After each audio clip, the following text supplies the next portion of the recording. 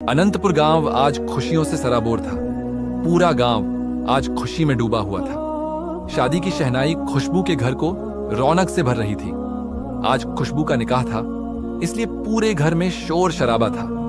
गांव की औरतें घर में आ जा रही थीं, क्योंकि शाम को ही खुशबू की बारात आने वाली थी। और साथ ही एक ऐसी मुसीबत जिसके बारे में खुशबू ने कभी नहीं सोचा था। खुशबू पूरे गांव की लाडली थी, क्योंकि उसने बचपन से ही काफी परेशानियां सही थी। दरअसल खुशबू के पिता को शुरू से ही शराब की लत थी और शादी के बाद भी उन्होंने शराब को नहीं छोड़ा, जिस वजह से खुशबू की मां भी बहुत परेशान रहती थी।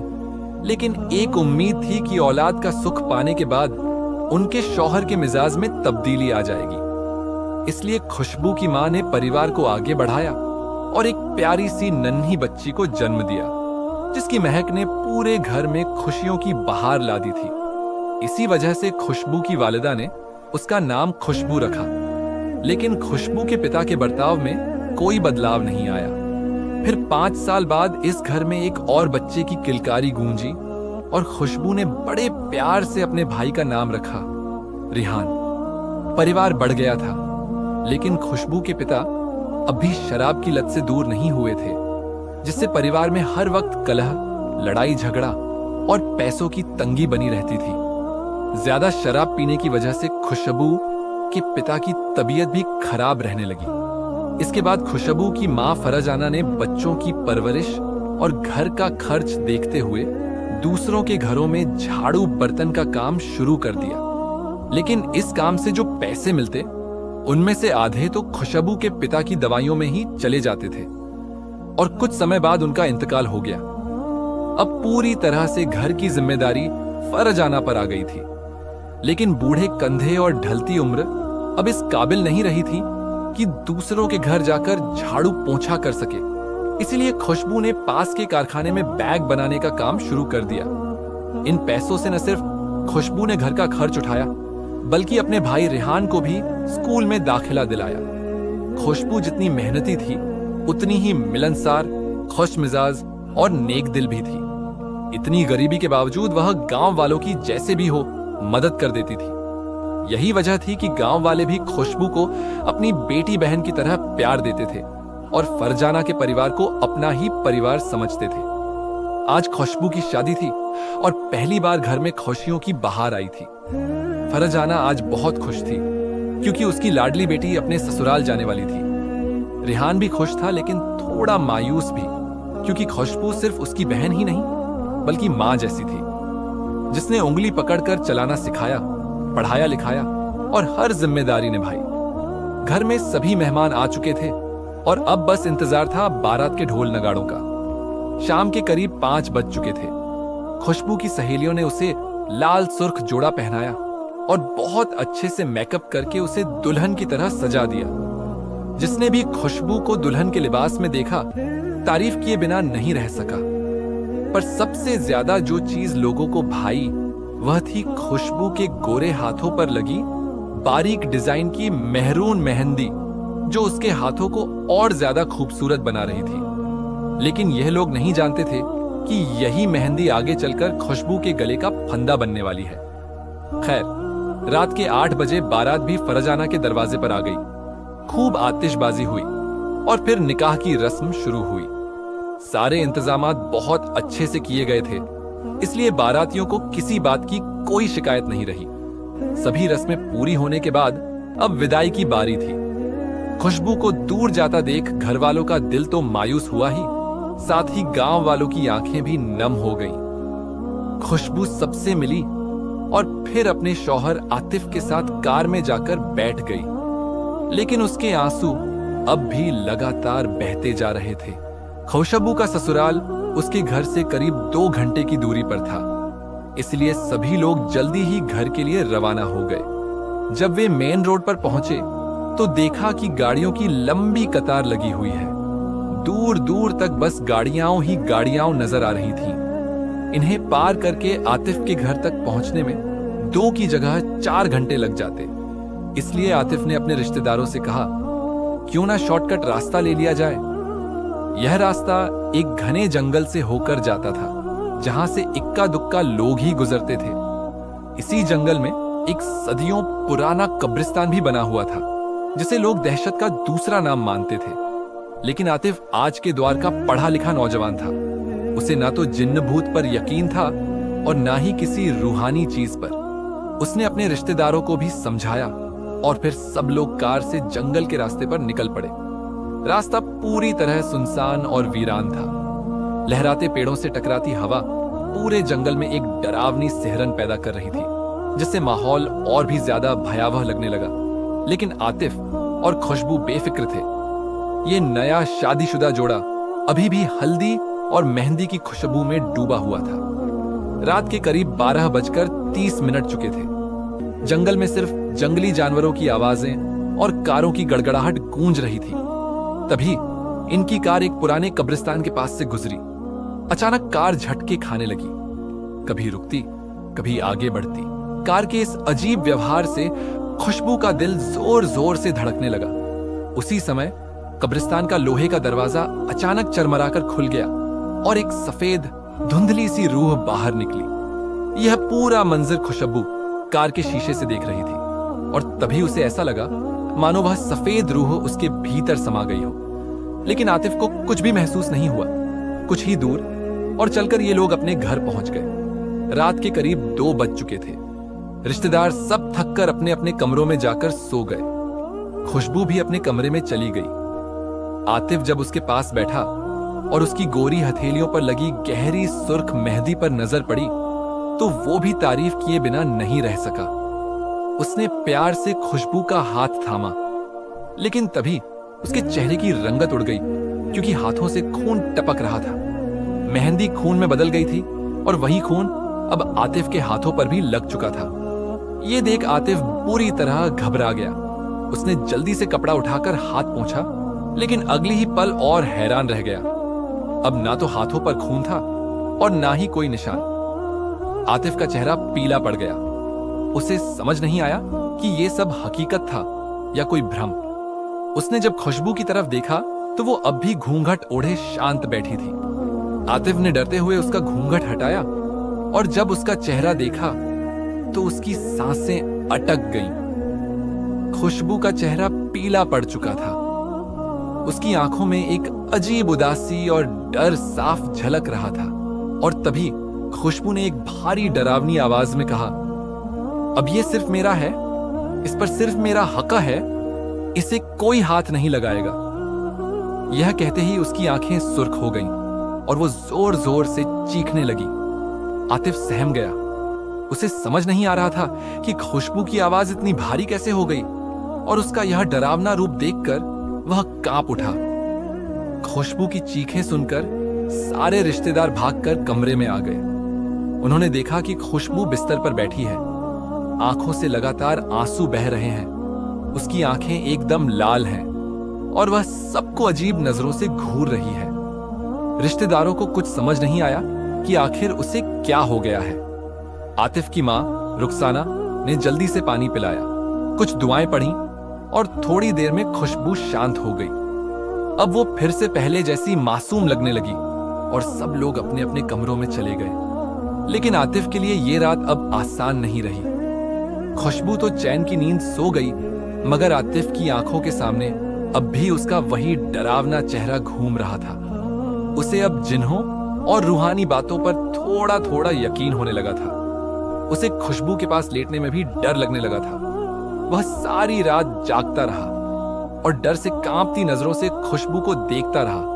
रात भर जागते जागते जैसे ही हल्की सी सूरज की रोशनी कमरे में आई, आतिफ बेफिक्र होकर सो गया। अगली सुबह रुखसाना की आवाज सुनकर आतिफ की नींद खुली। देखा कि कमरे में घर के सभी लोग बैठे थे और सभी के चेहरों पर मुस्कान थी। उन्हें हंसता देख आतिफ भी रात की सारी बातें भूल गया और सबने मिलकर साथ में नाश्ता किया। इसके बाद आतिफ खुशबू को उसके मायके माँ और भाई से मिलवाने ले गया। दोनों कार से पहुंचे। जब फरजाना ने अपनी बेटी खुशबू को देखा तो उसकी आंखें भर आईं। यह पहली बार था जब खुशबू अपने घर से दूर रही थी। ना तो खुशबू को फरजाना से अलग रहने की आदत थी और ना ही फरजाना को अपनी बेटी को दूर देखने की। दोनों माँ बेटी गले लगकर रो पड़ी, लेकिन ये आंसू गम के नहीं, खुशी के थे। इतने में खुशबू का भाई रेहान भी आ गया। अपनी बहन को इतना खुश देखकर उसकी भी आंखों में चमक आ गई। फरजाना और रेहान ने आतिफ का दिल खोलकर इस्तकबाल किया, क्योंकि घर में पहली बार दामाद आया था। हालांकि हालात इतने अच्छे नहीं थे कि उसके सामने भरपूर दावत रखी जा सके, फिर भी फरजाना ने अपनी पूरी कोशिश की, कोई कसर नहीं छोड़ी। आतिफ एक समझदार और मिलनसार लड़का था। उसे पता था कि खुशबू के परिवार की माली हालत कैसी है, इसलिए उसने बिना कोई शिकवा किए जो भी मिला खुशी खुशी खा लिया। खुशबू भी आतिफ का रवैया देखकर ऊपर वाले का शुक्र अदा कर रही थी कि उसे एक ऐसा हमसफर मिला जो न सिर्फ उससे बल्कि उसके परिवार से भी मोहब्बत करता है। दिन ढलने लगा। शाम को जब आतिफ ने खुशबू से चलने को कहा तो फरजाना ने मना कर दिया। वो दामाद को रात का खाना खिलाए बिना भेजना नहीं चाहती थी। हालांकि आतिफ ने बहुत समझाया, लेकिन फरजाना अपनी जिद पर अड़ी रही। तभी काले बादलों ने आसमान को ढंक लिया और जोरदार बारिश शुरू हो गई। सब मुस्कुराने लगे। फरजाना ने हंसते हुए कहा, देखा आतिफ, सिर्फ मैं ही नहीं, ये बारिश भी अब तुम्हें रात से पहले जाने नहीं देगी। फरजाना की बात सुनकर आतिफ भी मुस्कुरा पड़ा। फिर फरजाना खाना बनाने में जुट गई और रेहान चिकन लेकर आया। फरजाना ने रात के खाने में चिकन कोरमा और मीठे में खीर बनाई। जब दस्तरखान पर खाना परोसा गया, उसकी खुशबू से ही खुशबू बेचैन हो गई। जैसे ही उसके सामने चिकन और खीर रखी गई, उसका बर्ताव अचानक अजीब हो गया। उसने जल्दी जल्दी चिकन अपनी कटोरी में निकाला और बिना रोटी या चावल के सीधे खाने लगी। उसका यह अंदाज देख फरजाना और रेहान दोनों हैरान रह गए। आतिफ बस खुशबू को देखे जा रहा था। फरजाना ने झुंझलाकर कहा, बेटा, ये क्या तरीका है खाने का? ऐसे क्यों खा रही हो? ऐसा लग रहा है जैसे पहली बार चिकन देखा हो। लेकिन खुशबू ने कोई जवाब नहीं दिया, बस सर झुकाए खाती रही। तभी उसकी नजर सामने रखे खीर से भरे बाउल पर पड़ी। उसने कटोरी में निकालने की बजाय पूरे बाउल में हाथ डाल दिया और उंगलियां चाट चाट कर खाने लगी। रेहान हैरान होकर बोला, बाजी, आप क्या कर रही हैं? कम से कम कटोरी में तो निकालिए। तभी खुशबू ने भारी मर्दाना आवाज में कहा, मैं बहुत भूखा हूं, मुझे शांति से खाने दो, वरना इसका अंजाम अच्छा नहीं होगा। उसकी भारी आवाज सुनकर फरजाना, रेहान और आतिफ तीनों दंग रह गए।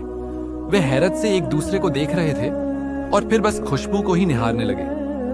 खाना खत्म करने के बाद खुशबू वॉशरूम की ओर हाथ धोने गई। जैसे ही उसकी नजर वॉश बेसिन के पास लगे शीशे पर पड़ी, एक जोरदार चीख निकल गई, क्योंकि शीशे में उसका चेहरा नहीं बल्कि किसी डरावने शैतानी चेहरे का अक्स दिख रहा था।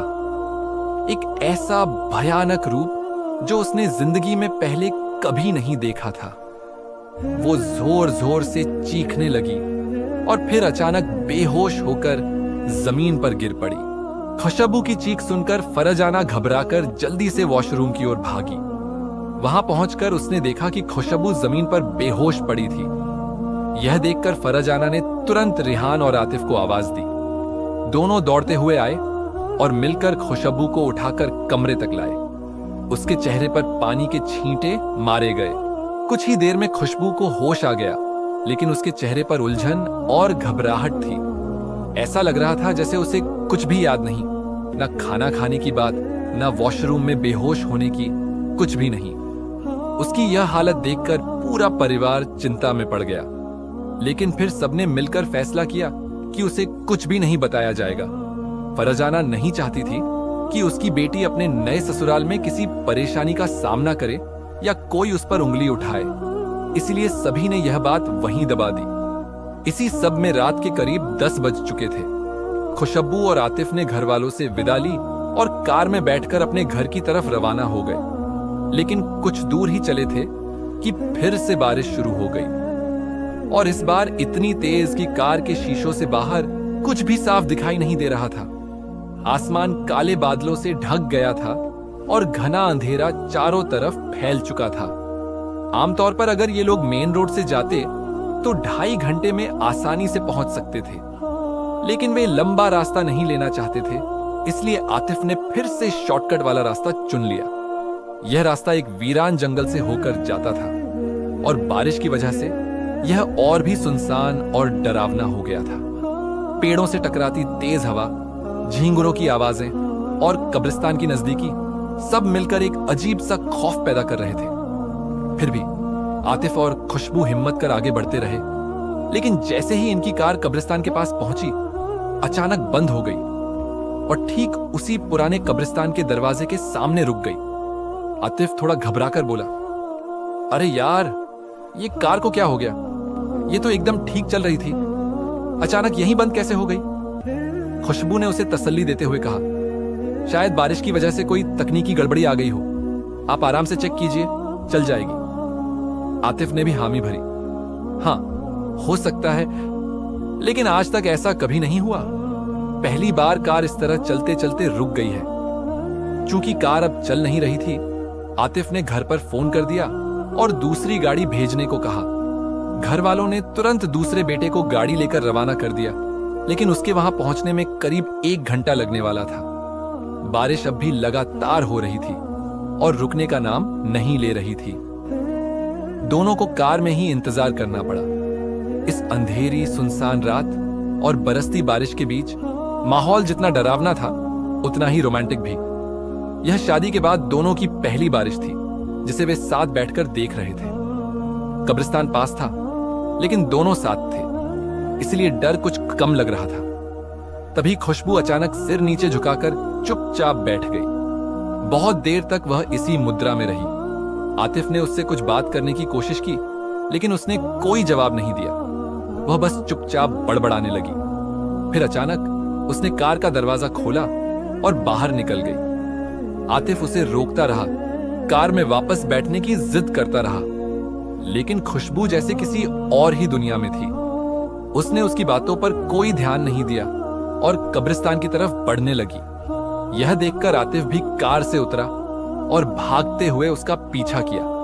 उसने उसका हाथ पकड़कर वापस खींचने की कोशिश की। तभी खुशबू ने आतिफ की तरफ डरावनी लाल आंखों से देखा और गुस्से से बोली, अब से वो सिर्फ मेरा है, इस पर मेरा हक है। उसे हाथ लगाने की कोशिश मत करना, वरना अंजाम बहुत बुरा होगा, जिसे तुम सोच भी नहीं सकते। खुशबू की यह आवाज सुनकर आतिफ हैरान रह गया। ये उसकी वही नर्म आवाज नहीं थी, बल्कि जैसे किसी मर्द की भारी डरावनी आवाज हो।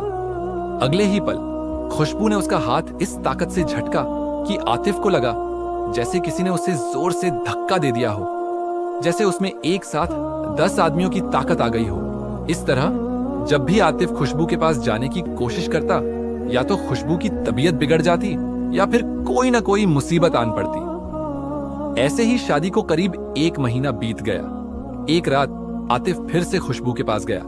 जैसे ही वह पास पहुंचा, कमरे में जल रही मोमबत्ती अचानक नीचे गिर गई और पर्दों में आग लग गई। देखते ही देखते आग पूरे कमरे में फैल गई। ये देख आतिफ घबरा गया। वो जल्दी से खुशबू को कमरे से बाहर निकालने के लिए उसका हाथ पकड़ता है, लेकिन जैसे ही उसने खुशबू को छुआ, वो दंग रह गया। खुशबू का शरीर जलते हुए अंगारों जैसा गर्म था। ऐसा लग रहा था मानो वो आग की एक जलती हुई चिंगारी हो। आतिफ ने डरकर झट से उसका हाथ छोड़ दिया। जब उसने खुशबू के चेहरे की तरफ देखा तो वो बेहद गुस्से में थी। खुशबू ने भारी आवाज में कहा, अगर मेरी खुशबू को हाथ लगाने की कोशिश की या उसके करीब आने की सोची तो अगली बार ये कमरा नहीं, पूरा घर राख कर दूंगी। इतना कहने के बाद उसकी आंखें लाल हो गईं और कुछ ही पलों में पूरे कमरे की आग अपने आप शांत हो गई। खुशबू भी फिर से एकदम सामान्य हो गई। अब आतिफ को सब समझ आ चुका था। ये कोई मामूली बात नहीं थी। अगली सुबह आतिफ ने अपनी अम्मी रुखसाना को सब कुछ बताया। रुखसाना ने भी सारी बात सुनकर फौरन समझ लिया कि मामला सिर्फ मेडिकल नहीं, कुछ और है।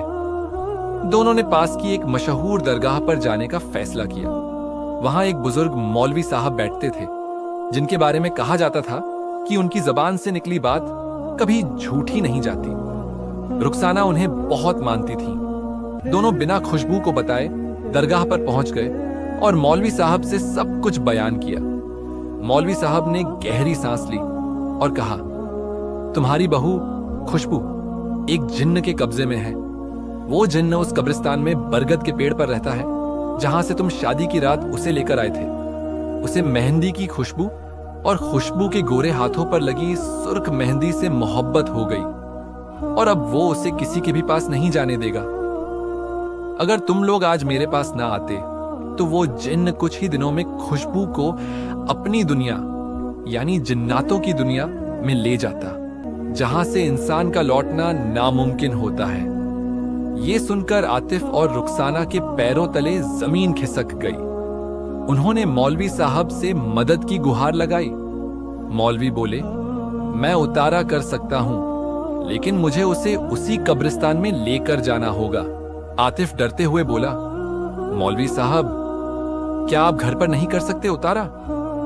मौलवी बोले, नहीं बेटा, अगर मैं घर पर उतारा करूंगा तो वो जिन्न भाग जाएगा और फिर दोबारा वापस आ जाएगा, लेकिन अगर मैं उसी बरगद के पेड़ के पास उतारा करूंगा तो उसे वहीं कैद कर सकता हूं, हमेशा के लिए। अब कोई और चारा नहीं था।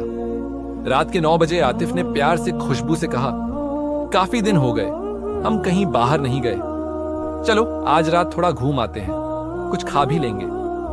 खुशबू बोली, अभी बहुत देर हो गई है, कल चलते हैं। लेकिन आतिफ ने उसकी एक न सुनी और किसी तरह उसे मनाकर गाड़ी में बिठाया और फिर गाड़ी को कब्रिस्तान की ओर मोड़ दिया। रास्ता सुनसान और अंधेरा था। खुशबू बोली, आप तो कह रहे थे बाहर घूमने चल रहे हैं, फिर ये रास्ता क्यों? लेकिन आतिफ चुप रहा। जब वे कब्रिस्तान के पास पहुंचे, मौलवी साहब पहले से ही बरगद के पेड़ के नीचे बैठकर तिलावत कर रहे थे। ये देखकर खुशबू के अंदर छुपा जिन्न जाग उठा। गुस्से से उसकी आवाज गूंजी, अच्छा ये चाल चली है तूने मौलवी, आज तुझे जिंदा नहीं छोड़ूंगा। मौलवी साहब चुपचाप तिलावत करते रहे। उन्होंने दम किया हुआ पानी लेकर खुशबू पर फेंका और जैसे ही पानी पड़ा, खुशबू जमीन पर गिर पड़ी और जिन्न अपने असली रूप में प्रकट हो गया। उसकी भयानक आंखें, लंबी दाढ़ी और डरावना कद देख आतिफ कांपने लगा। जिन्न जिद पर अड़ा था, खुशबू मेरी है, मैं उसे लेकर जाऊंगा। लेकिन मौलवी साहब ने लगातार कुरान की तिलावत की और आखिरकार जिन्न हार मान गया और बरगद के पेड़ में जाकर छुप गया। मौलवी साहब ने जल्दी से एक पड़ा हुआ धागा लेकर पेड़ के चारों ओर बांध दिया और जिन्न को वहीं कैद कर दिया। इसके बाद मौलवी साहब ने खुशबू पर पानी के छींटे मारे और वो होश में आ गई। उन्हें सख्त हिदायत दी गई कि दोबारा कभी मेहंदी नहीं लगाना, क्योंकि इसी मेहंदी की महक से यह सब शुरू हुआ था। अब खुशबू पूरी तरह आजाद थी। कुछ ही समय बाद आतिफ और खुशबू के घर एक प्यारी सी बेटी का जन्म हुआ और पूरा परिवार सुकून और प्यार से जिंदगी गुजारने लगा। तो दोस्तों, कैसी लगी आपको मेहंदी और मौत की ये रहस्यमयी कहानी? कमेंट में जरूर बताइए। वीडियो पसंद आई हो तो इसे दिल खोलकर शेयर करें और चैनल को सब्सक्राइब करके बेल आइकॉन जरूर दबाएं। फिर मिलेंगे एक नई कहानी के साथ। तब तक के लिए अलविदा।